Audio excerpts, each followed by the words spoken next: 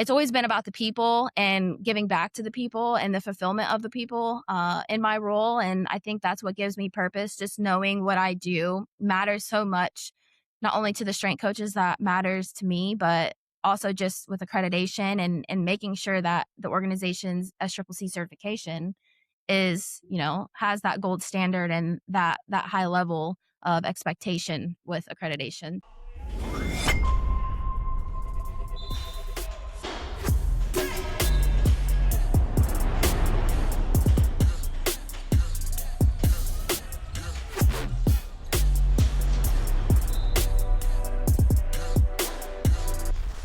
What's going on, Samson Strength Coach Collective listeners? On today's episode, we have the coordinator for certification and education at the CSCCa, Bailee Sturgeon.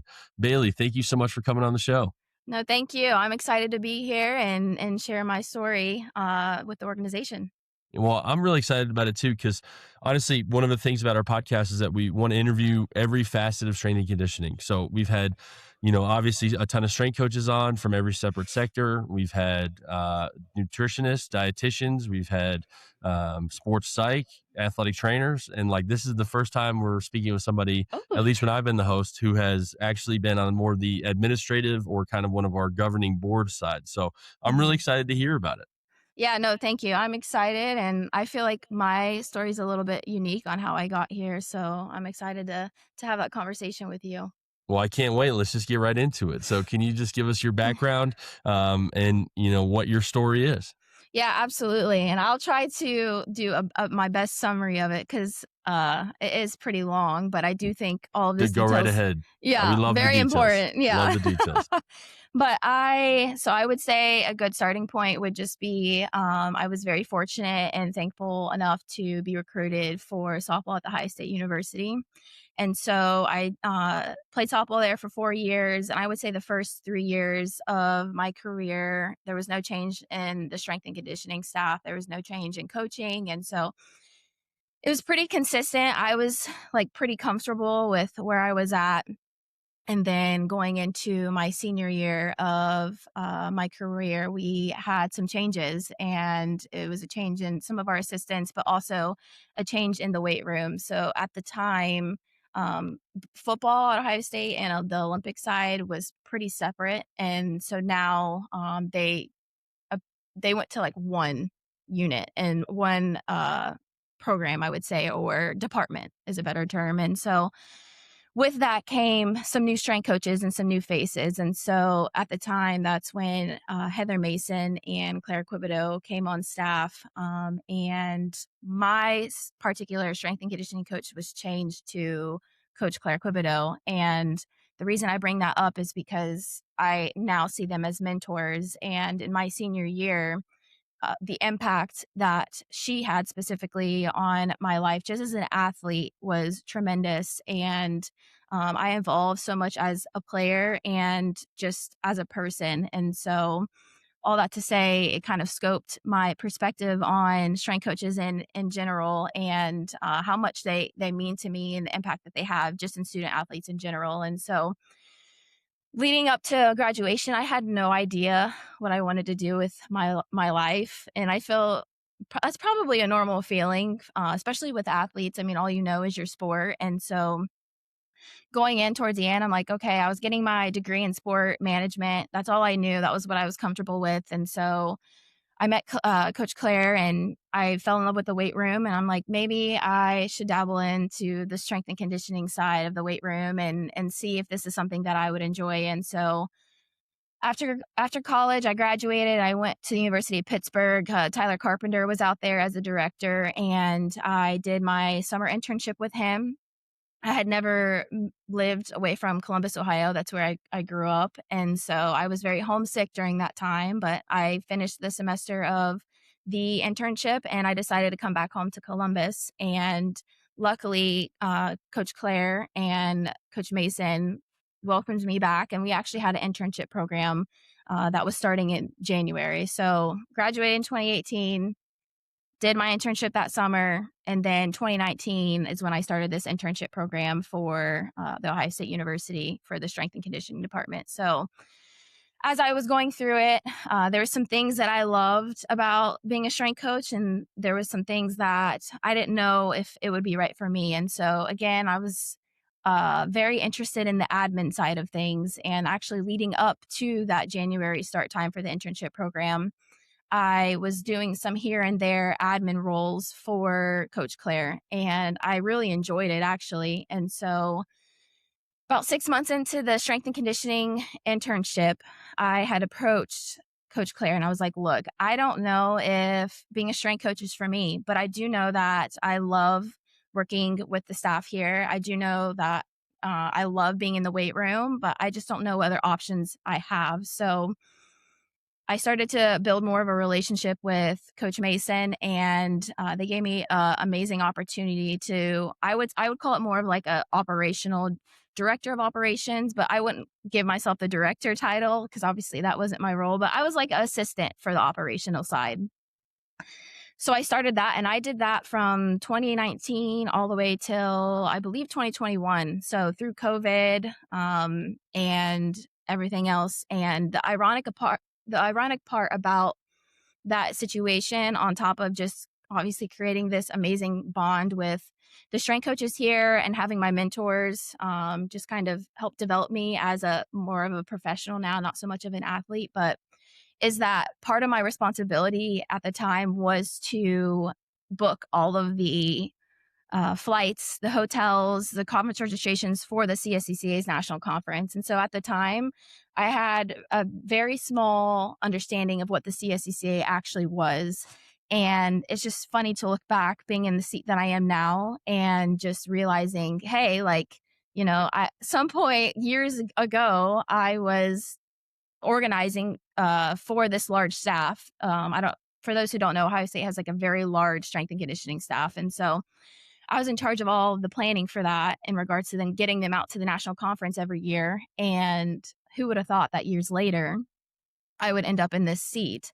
And another full circle moment about that is when we would have new assistant coaches come through for interviews, I would be the one. It was kind of like like I would call it similar to like a recruitment process where I would be the person to drive them around and kind of talk about Columbus and take them to their next scheduled thing. And Beth Byron, who is now our chief science officer at the CSCCA, she was there for an interview for Ohio State, and I was the one kind of showing her around and talking about the university. And so, who would have thought in that moment, years later, she would, be giving me a phone call at the time and saying, "Hey, there's this opportunity. I just took this role in Austin, Texas for the CSCCA, and I watched you and how you operated at Ohio State, and I think that you would be great for this." And so, and I even left. That's the wild part about it. After COVID in the strength and conditioning world and just in college athletics, it was completely different. I mean, from the policies that were in place just to keep the athletes safe and to keep everybody safe.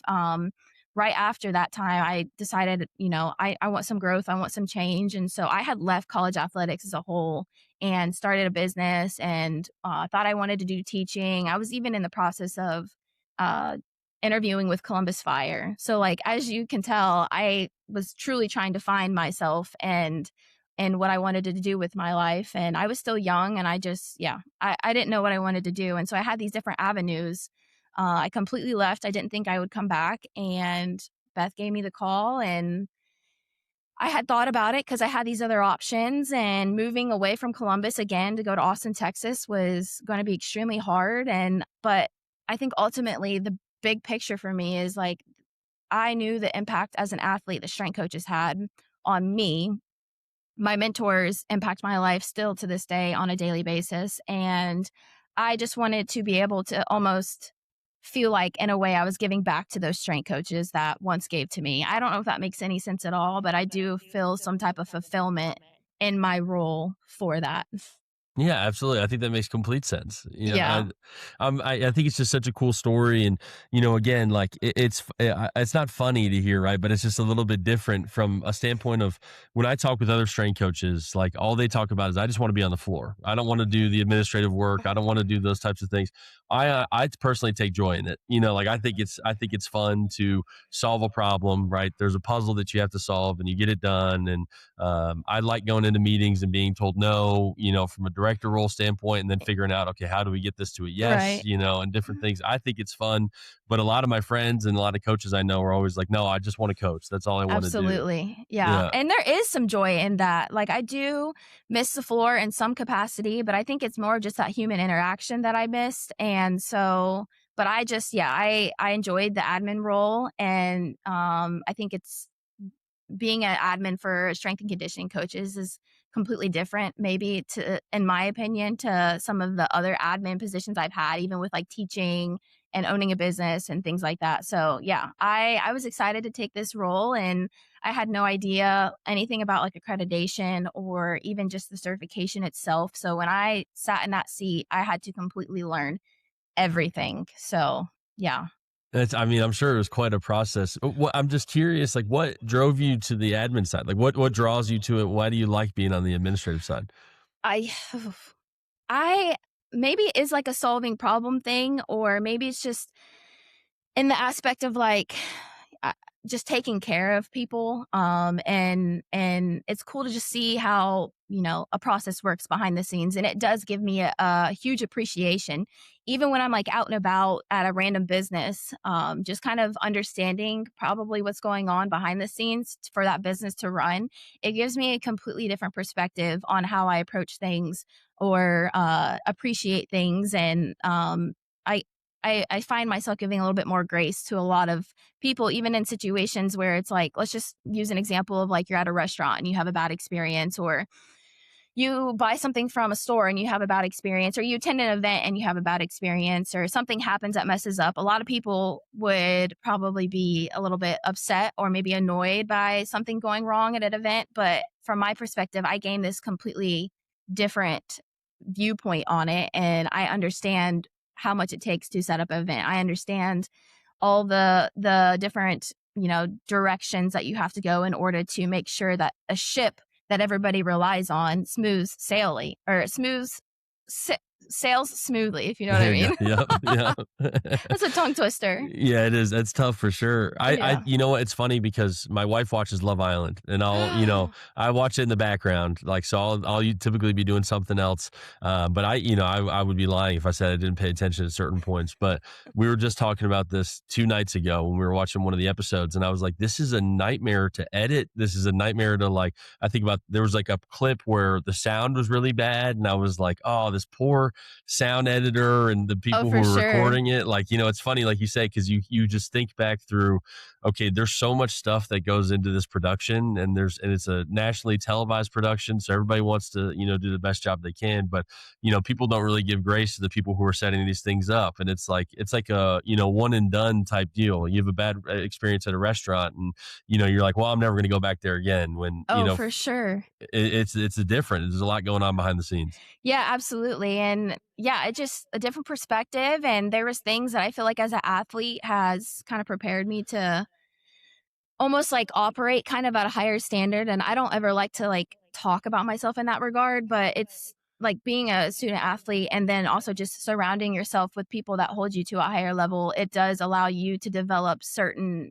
traits about yourself that you eventually figure out where you thrive in with those traits. And so admin and is definitely something, and operations is definitely something that I was around for a while here at Ohio State. And I do feel like Coach Mason and Coach Quibido both just like allowed me to grow and to develop these qualities that operate at a high level. So Yeah, for sure. That's why I'm sure you heard this when you were a student athlete, but that's why I tell our student athletes all the time is just, people are going to want to hire you just because they know you went through 4 years of a rigorous program where you had to have these high standards. And so they hmm know that they can trust you to get the job done. yeah, absolutely. And I couldn't imagine and this is just like Bailee talking, not necessarily like the professional Bailee talking, but I just now with like NIL and everything, when I was an athlete, that was not a thing. And so you just worried about playing. And so the stressors now, even for these athletes coming in, the transfer portal, at least for softball, the transfer portal is just unreal. And so having that added pressure on top of just your regular day to day pressure, and so I couldn't imagine, what they're going through, but also what traits they're developing. And they're probably even able to operate at a more high pressure level compared to some of us that was pre NIL, that we just had the pressure of playing and performing and operating or performing at a higher level. So yeah, it's times have changed in college athletics, and we even feel that at the CSCCa, just like financially with NIL. And so at times they're changing, but it's cool to kind of see like how a small operation like the CSCCa can adjust for that. So Yeah, it's a truly different world. I mean, you've got agents, it's professional sports at the end of the day, just a kind of yeah. a minor league version of it. So it's crazy. I think the NIL has been the kind of hot topic for the past couple years, obviously. Hmm. But yeah, they develop these skills, right? They know how to negotiate. They know, how to value what some people don't, know how to Yeah, value what they can bring to the table, but some are really good at it with guidance from absolutely. others too. Yeah. So, okay, so you had to learn everything about accreditation, certification. What was that process like? I mean, it must have been a lot to have to sit down and really just figure that all out. Yeah, I remember the first week of I just had moved out there. I started, and at the time Beth, she had just taken her position as well as chief science officer, but she had been there a few months before I had. So she in a way had her feet on the ground, but she was still fairly new. So she was also trying to grasp all this information. And so I remember the first week she was teaching me like what the former coordinator was doing and how she would track things. And we have like all of our different policy handbooks that we need to know the language on. And so it was just like a complete like word vomit into my brain. And I remember walking, or not walking home, but going home and walking into the door and just being like, I am mentally exhausted. So I would eat dinner and I would go to bed. And yeah, it was just like you were drinking from a water hose that never shut off. And I'm going on 2 years now with the organization. And for the first time, I finally feel like I understand just how the CSCCA operates and our policies. And I don't have to necessarily look in our handbook as much nearly anymore. Like the first 6 months, I feel like it was just right next to me. And so if there was a question that came in, I would open up our policy handbook and I would just have to read and study. And luckily, Beth, she's been great to work alongside. And if there's a problem or if there's like information that we don't know, we're a very good team together and trying to figure out what the correct answer is for our coaches or what the correct answer is just for our accreditation and our policies. And sometimes our coaches don't necessarily, like what our policies are in regards to specific things. And I wish I could be flexible on that, but accreditation is so important for our certification. And sometimes I think our strength coaches just forget that, which is totally normal. I mean, why would they remember that if they're not sitting in our seat? And I say that all the time. Sometimes they don't understand because they're not sitting in our seat. And I don't blame them, because you truly don't know what's going on unless you are in the fountain drinking the water hose. So Well, it's just, it made me think it's just different for strength coaches, right? Because when I have two interns that are working with me over the summer, I had one that started a month ago, another one that started just this week. And, it's funny because like the first couple of days are just like, all right, here's the fuel station, here's what we restock at the end of the day. We'll go over the lift. And like, it's a lot of learn as you go, because absolutely. it's much more flexible. Like there doesn't have to be this necessity for strict policies and procedures to make sure that you can keep your accreditation, make sure that you can be a organization that's taken seriously, such as the CSCCA. Like it's very, very flexible, and I'll get Hmm. questions and I'll be like, I don't know, it depends, and, and I'm sure you don't say it depends a lot, which is a common response for strength coaches. Yeah, yeah. And we are a staff of 7, and so with my role too, like there was some teaching, but I jumped straight in. So like answering the phones, and like I basically had to adjust on the fly and be prepared every single day for the daily questions that our strength coaches had, or the I would say, fires that came about within the organization in terms of like coaches questions or reinstatements with their certification. And so yeah, it was a lot. And yeah, it's we you learn as you go, and there's still situations that arise today that I haven't experienced yet. And the unique part about when I started was that it was the last year of our CEU cycle, and so CEUs and tracking CEUs for our coaches is my responsibility.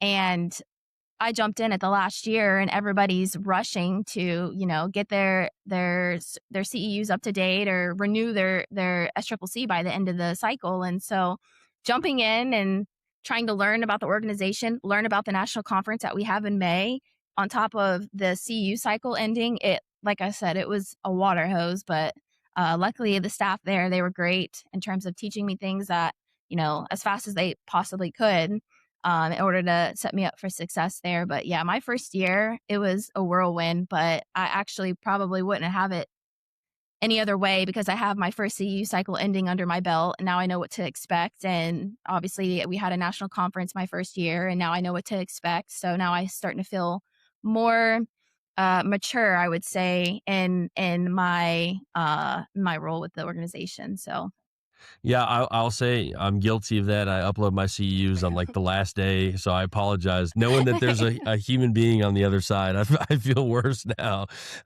So I'm good to know. I'm glad to know that, and now our strength coaches can know that as well. So this is a reminder for your strength coaches: upload your CEUs as you go. yes. Uh, so you mentioned tracking CEUs as part of your role. Like, what is your role as the coordinator for certification and education? What does that entail? What does your kind of day in the life look like?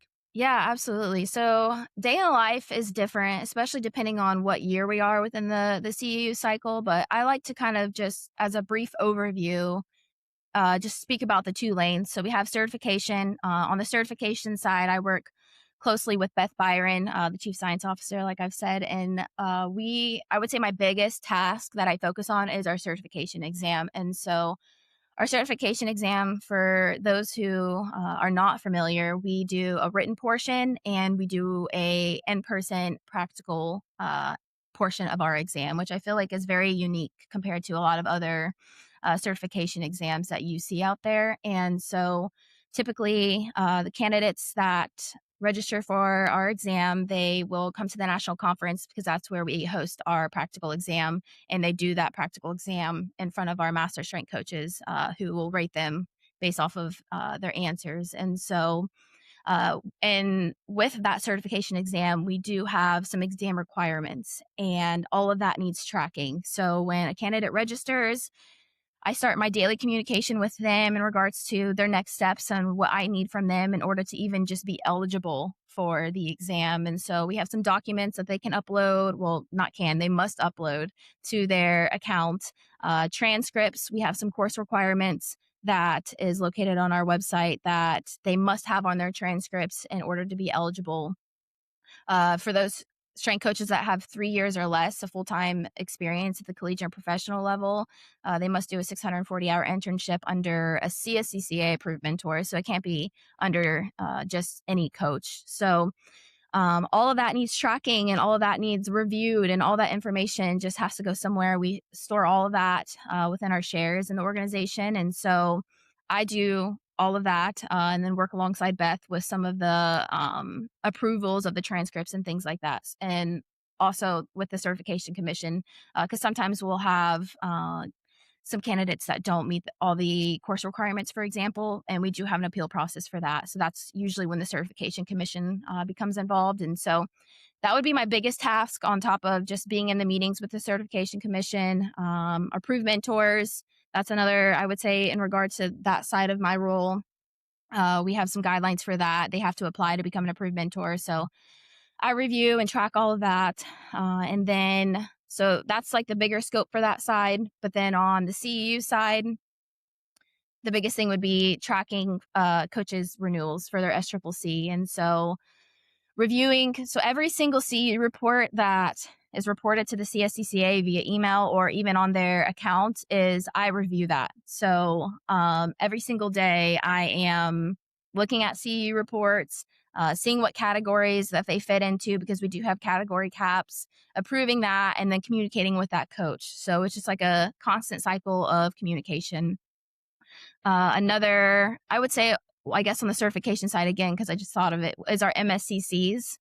Every year at the national conference, we have a MSCC ceremony. So coaches, strength coaches that have been in the collegiate and professional field for 12 years or more can have this master strength and conditioning coach certification, and they'll be inducted into their class and get their jackets. And I'm a part of that whole application process. And when we do have the ceremony at the national conference, the inductees, that's probably my favorite part of my position. My position is just that ceremony part because it is such a huge moment in their careers. And so just being involved in that and getting to know coaches that I might not know on more on a personal basis, and getting to meet them face to face and have those conversations with them. That's something that I enjoy. Yeah, so then going back to the CEU side, it's just all about CEUs, events. If you wanna be a CEU provider for the CSCCa and you want your event to be approved, we have application process for that, and you send me the itinerary for all that. I will review that and communicate with those, providers or those event supervisors. The same with course applications. If you want to be a CEU provider for your course, you can absolutely apply, and I will work alongside our education board for that. So they will review the course application and approve it, or if they have further questions, I'll reach out and be that line of communication for them. But so I'm a part of that process and saving all the documents because we require so many documents from even those sides. So overall, I just do a lot of tracking, and I would say a lot of customer service base, answering the phones. Yeah, and I'm sure I'm probably missing a lot, but I would say if I had to describe it quickly, those are like the big areas. But yeah, CU cycle is a big one for me, and just tracking every single day, and the certification exams, like the big honchos. And then on top of that, speaker committee. I'm on the speaker committee that selects the speakers for the national conference, and then we have national conference prep in general. So there's a lot going on for seven of us. So yeah. I mean, wow, I'm impressed, seriously. I have one question to follow up with this, like, how many Okay. emails do you get a day? It depends, actually. You would be Okay. surprised. So I would say last summer at the end of the CU cycle, I couldn't even tell you how many I would get just about questions or uploads or just whatever you can think of. But like right now in the summer, I feel like it all ebbs and flows on what the strength coaches are doing. So maybe the summer isn't nearly as busy for the strength coach. And if it is, yeah, like typically from my understanding, it's not nearly as intense as when all of the athletes are there for school. Summers, are a little bit more laid back. So we don't hear nearly as much from our strength coaches. We still get emails. So like right now, I'd say probably like 10 a day.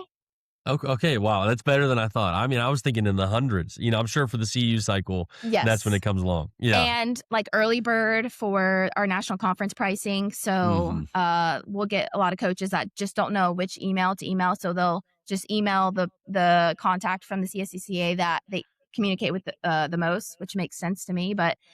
And so then just helping out Tyler any way I can. He's our business manager in that aspect. And yeah, it's just different seasons of the year require, more emails or not so much emails. And we have a season where we get more phone calls. And so just answering the phone calls, usually when application opens, we'll get more phone calls and more emails. So it honestly just depends. But right now, I would say I probably get about 10 in the CU inbox and then 10 in the CERT inbox because I'll navigate both of those inboxes and answer any questions. So Okay, definitely manageable then. I'm glad to hear that. yeah. I was worried. I mean, obviously I know you love the admin side of things, but that's Mhm. certainly a lot that you're, overseeing.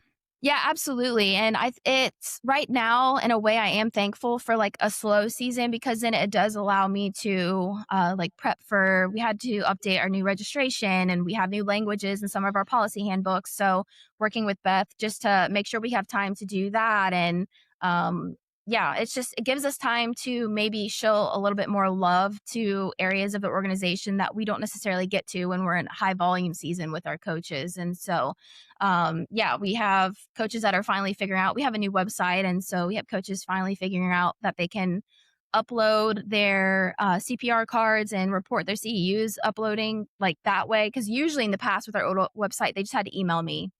So a lot of coaches do not know that they can upload their CEUs yet to their profile, and so we do have some coaches that were like probably just digging through the new website and found it and were able to upload it, and so yeah, just it allows me to show a little bit more love to other areas of my role that I don't get to necessarily do whenever I'm answering the phones or going back and forth emailing, and we're in a high volume season, so.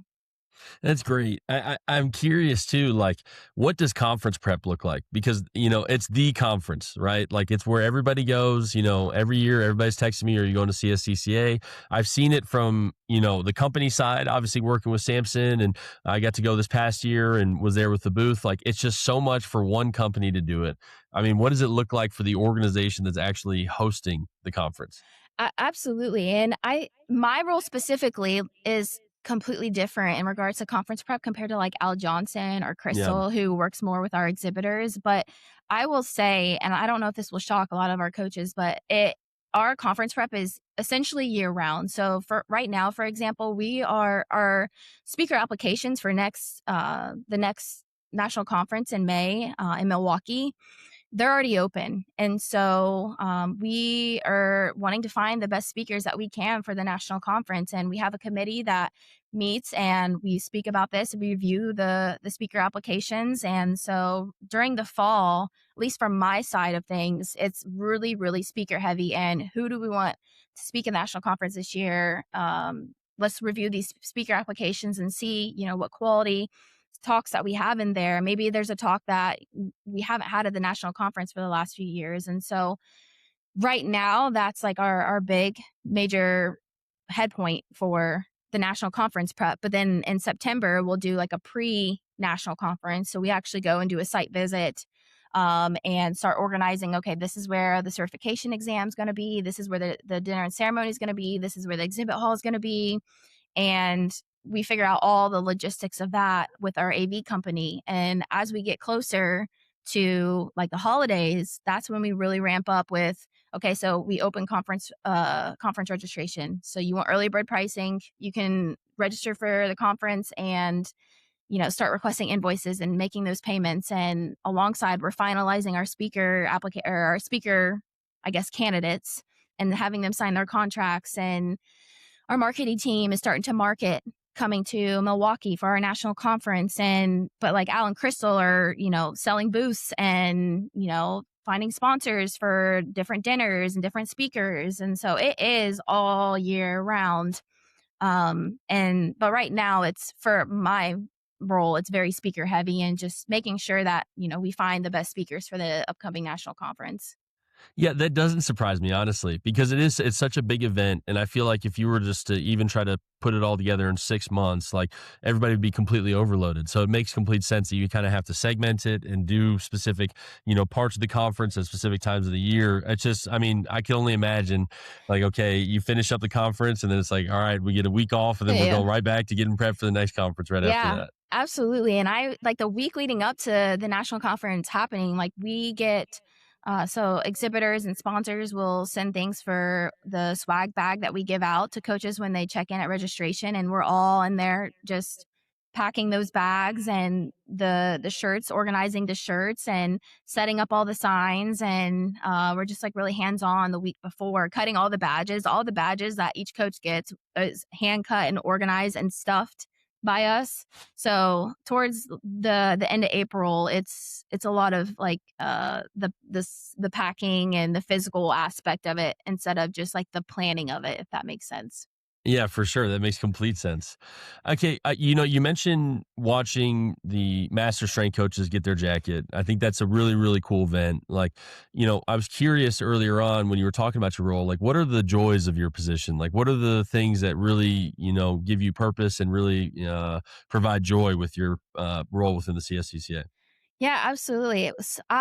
It's just the people from my perspective, and just developing new relationships with strength coaches that I have never met before, and the appreciation that they show within the organization. And so getting the like the good feedback from them. It's just incredible to feel like our job and my role is worth it. And that this past MSCC ceremony, actually, one of the coaches that got her master strength and conditioning coach jacket was Coach Quibido, Coach Claire, and I was a part of that. So another full circle moment of I had this mentor when I was a student athlete, or my strength coach, who turned to my mentor, and then now I'm a part of this vital, part of her career where she gets her master's jacket, and I'm a part of that. So it was just constant full circle. But outside of Coach Quibo, just meeting so many strength coaches that are so appreciative and of our national conference, of our organization, developing those new relationships. And I remember the first year I communicated with coaches so often, I never could put a face to the name, but then getting to the national conference and meeting these coaches in person and developing relationships with these people, it makes our conversations easier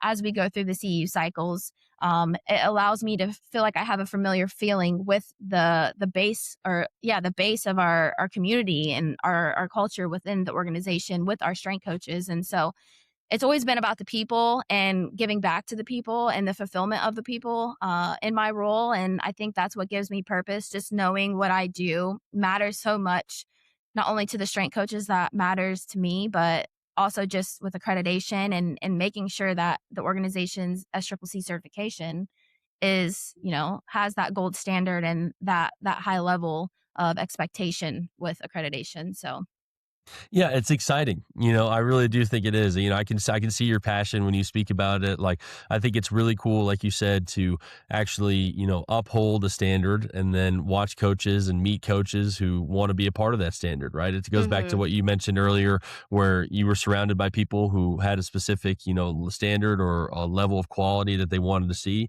And, you lived up to that. And then now you get to be part of an organization that does the same thing. Yeah, absolutely. And I do think, even I will say, the first probably 6 months to a year, and this is just me being, like, completely transparent. So, obviously, you have the great side of those relationships and the happy people and the ones that are giving you compliments and making you feel fulfillment within your role. But I also appreciate my position because I do have to have hard conversations, and I do have to not necessarily provide, strength coaches maybe with the best news that they want to hear.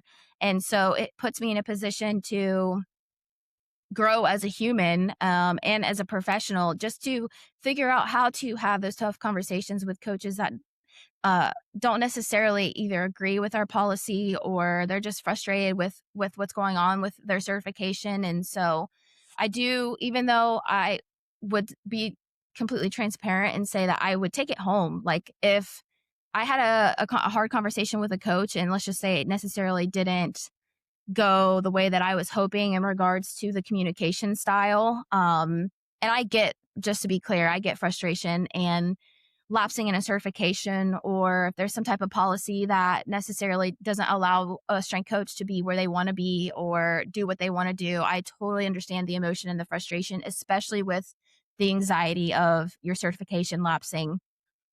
And so when there are some of those tough conversations where I do have a strength coach that is upset or just frustrated with the situation as a whole, for a while, I would take that home with me and take it personal, in regards to like how they responded to me. And it took a while, just reflecting and learning how to navigate those hard conversations, to finally stop letting it impact the rest of my day. Like, it would literally impact the rest of my day and how I would approach going into work the next day. I would just, yeah. So, but the more and more of those situations I would run into, I feel as like a professional and just as a human, I was able to kind of navigate those conversations a little bit differently, and also just not take it home with me, and just recognize that it's not necessarily me that's the problem. It's just the situation that this coach is frustrated with or upset with. And so, as much as the good interactions are, and the people is like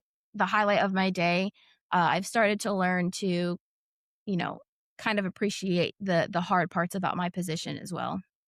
I think it'd be really hard not to bring that home, right? I mean, it's got to be tough because you want to help people. That's why you're in this position. And if you're not able to help somebody in that instance, it can be really hard not to, carry that weight, and I think, especially with you starting out, like you're still learning the policies and procedures yourself. And so then you now have more experience. It's easier for you, like you said, to navigate those conversations. And not that you weren't able to be helpful in the beginning, but you just have more confidence in what you know. So it makes the conversation flow smoother. Yeah, absolutely. And I think I've learned in a way how to respond back to the strength coaches in a way Yeah. that, you know, I guess is still professional, but in a way that they can relate to as well. So I'm obviously not like yelling at them or being disrespectful, but it's different. And I can, allow them to know that, hey, I understand your frustration. I understand, how if there's any anxiety or, but policy is the policy. And that's my responsibility within the organization is to make sure that accreditation, like that is just every answer is like accreditation, accreditation. We cannot lose our accreditation, and if I do not follow this policy, then we lose accreditation. So, yeah, there's good and bad, but that's every role. I mean, as a strength coach in the weight room, I'm sure there's the similar conversations and similar experiences as well. It's just a different perspective because we're on the admin side and we're dealing with a certification for coaches that need that certification and are required in some situations to have that certification in order to have their job. So I'm very aware of the importance of the certification and what it means for it to be lapsed. And that's why I do my very best to communicate with our strength coaches throughout the year to make sure that they're staying on top of their stuff and reporting their CEUs and during the years just making sure I have the best like customer service, I would call it, but I would like to call it more like conversations with them, just reminding them of what they need to do. And if they do lapse, we do have an avenue for them to reinstate their certification with us. That for the first pathway, it's not sitting for the certification exam again. But we do have a pathway after a certain time that you have to do that. But anyways, so yeah, it's good and bad, but I do appreciate the good and bad of my role. So I could only imagine just having to deal with strength coaches. I can say this personally because I have all of my friends who are strength coaches call me and they get so irate over the smallest things because it's just such a intense and passionate, kind of absolutely. field where, everybody like, I think everybody just gets amped up emotionally all the time because you're trying to, energize the athletes. And so that kind of becomes how you carry yourself in a lot of other avenues. Like I can't tell you how many times my wife has had to tell me like, you're yelling, like, and I didn't even notice it because it's my coaching voice or whatever. So I, Yeah. kudos to you, and I'm glad to have you on this podcast because again, seriously, like I think it can humanize organizations a little bit more too, right? Like you're a human being who's working towards what you need to do and what your goal is, like you say, to keep accreditation. And ultimately, I think it's good for strength coaches to hear from your side too. Yeah, absolutely, and that's why I appreciated you inviting me as well, just because I wanted to show, like, Bailee, and I think through email exchange or even just some coaches don't get this interaction with me, if they don't come to the national conference, and so it does allow a more of a human perspective, but also, a deeper perspective of the organization and knowing that there's not, like, 5 of me that is in charge of this, there's 1 of me, and I'm definitely not perfect. I do make mistakes, but the forefront of my mind is just making sure our strength coaches are taken care of.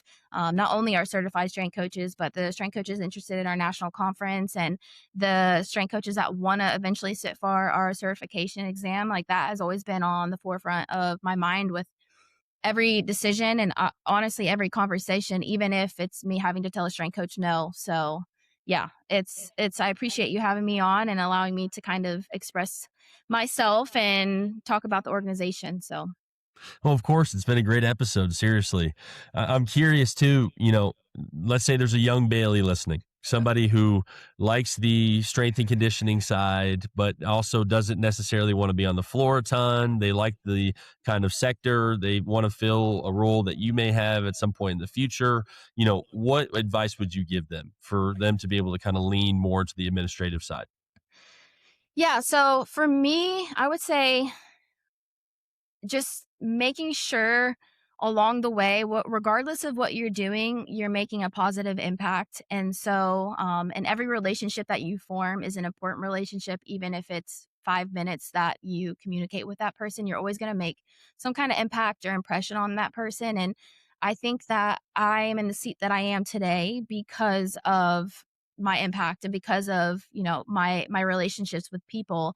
And I had no idea that this position was even a thing. Like going through the different career paths that I took with just being like on the operational side at Ohio State, and then doing my small business for a little bit and becoming a teacher. Like I ebbed and flowed as much as I could, but ultimately sitting in my seat now and looking back, like I'm supposed to be exactly where I'm supposed to be. And there was little glimpses in my life that allowed me to not necessarily see it in that moment, but kind of reassure me now looking back, like, okay, this is where I'm supposed to be. Even though I had some other options, this is where I'm supposed to be. And so just trusting the process and making sure, regardless of what you do, just make an impact and make a good impression. And don't be afraid to say no, because for a while, when I was doing more of the admin role, I was still an intern. So I would intern in the admin sector here at Ohio State up until like 5. So I'd report probably at 6 a.m. and leave at 5 p.m., which is normal for a strength coach. But after that, because I was still interning, then I would go to, it's like our local restaurant here in Columbus. It's called Roosters. It's just like a wing place. And so I would work from 6 to essentially midnight in order to make some cash. And then I would show up again just because I didn't want to say no. And I knew that what I was doing here, I was still making an impact with the admin side. And so I got very fortunate enough that the Heather, Coach Mason, and Coach Quibido were open-minded about this position of me just doing strictly admin. I don't think a lot of strength coaches would maybe think that this was even like a role unless you're like a director, or I I think on like the football side, there's more admin roles that are dispersed between the assistants. I don't want to misspeak, but that's kind of from the vibe that I get from some of the coaches that call in from the football side of the departments. But yeah, I was in a unique situation, but I think ultimately what allowed me to get here is just my impact on people and not saying no, and just building those relationships and making sure the traits that I do continue to develop are at a high level. And yeah, that was part of my path. And I definitely think it's just trusting the process, even at times where I didn't know what I wanted to do, even afterwards. And maybe didn't necessarily trust the process, but it's just such a surreal feeling and a full circle moment just to know that I'm here now and all of the glimpses that I got along the way um, to be where I am. And I'm sure outside of my position, there's probably a lot more admin, sport related positions out in the world that I don't even know of. And so just knowing the right people, like I said, building those relationships, knowing the right people that might know something more than and knowing more opportunities that maybe you don't know, it will allow you to be in like a seat that I'm in. Cause I had no idea about this position until Beth called me and told me about this position. And I was like, oh, this is a great position. So yeah, just developing those relationships, operating at a high level, and just making an impact positively as best as you can wherever you are, regardless of where you are. So Yeah, I think that's fantastic advice because obviously you met Beth first at Ohio State and then you're able to come here to the CSCCa. So I think it's great advice. It shows how you were able to get to where you are now. yeah, absolutely. And yeah, even with that situation, like Beth and we crossed paths in our interview, but like it wasn't as like a deep as a relationship as we do now working alongside each other. But to hear what she had said when we sat down at lunch and tell, like, I guess in a way kind of give me my flowers on what she saw from outside perspective when I was working at Ohio State. It just was reassuring to myself that, hey, I was doing the right things and I was making an impact, even if maybe I wasn't even aware that I was making an impact. But it's a really cool story and a really cool situation. And I'm very thankful that Beth, when she accepted her position, she thought of me instantly and gave me a call to have that conversation to join. So Yeah, that's huge. I love that. And it's exciting that you get to work with her now too. I love that. yeah, Uh, okay. So the CSCC, I know there's a couple new updates and some kind of exciting news, can you share those with us? yeah, I'm excited to hear about it. yeah, absolutely. So our national conference this year, May 3rd through 5th. It's the first week of May, and it's in Milwaukee this year. So that's exciting. We hope to see everybody there. And so we have a new website that is kind of old news, but I just would, I guess, like to share kind of with our strength coaches that are certified with us and may not know this, but you are able to upload your CPR, AED, and first aid to your profile. And you are also now able to upload CEUs to your profile, which is completely different from the past where you were just sending all these documents to an email and then that person, aka me, had to upload it to your profile. So we have a brand new website. So far, we've gotten great feedback from it. We worked really, really hard. We actually was launching the new website at the end of the CE cycle as well. So last summer was just like complete chaos with all of that. But that's some new updates for our strength coaches to know. And if you have any more questions, obviously you can reach out to us about that. And then I would say one of the biggest things that I'm excited for is our virtual practical exam. So typically, we only, well, not typically, we used to in the past only allow candidates to sit for our exam, first timers, I'll say, in the spring. You had to attend the national conference to take the practical portion, but then let's just say you failed. We did have retake offers throughout the rest of the year, but we never really had more than that spring for our first time test takers to sit for our exam. And so now we are offering twice a year, which is a huge deal. And so in the fall, we'll be doing a first time virtual practical exam. So, what that'll look like is you'll register just like you normally do for an exam. And then instead of flying somewhere, driving somewhere to sit in front of our MSCCs in person to rate you for the practical portion, you'll be doing it through your computer screen. And so we do have some policies in place for that you'll learn more about once you register. But it gives our candidates a little bit more flexibility to be able to sit for our exam wherever they are. And once they do their recording and take their exam with us, they're still graded by our MSCC coaches, which is great.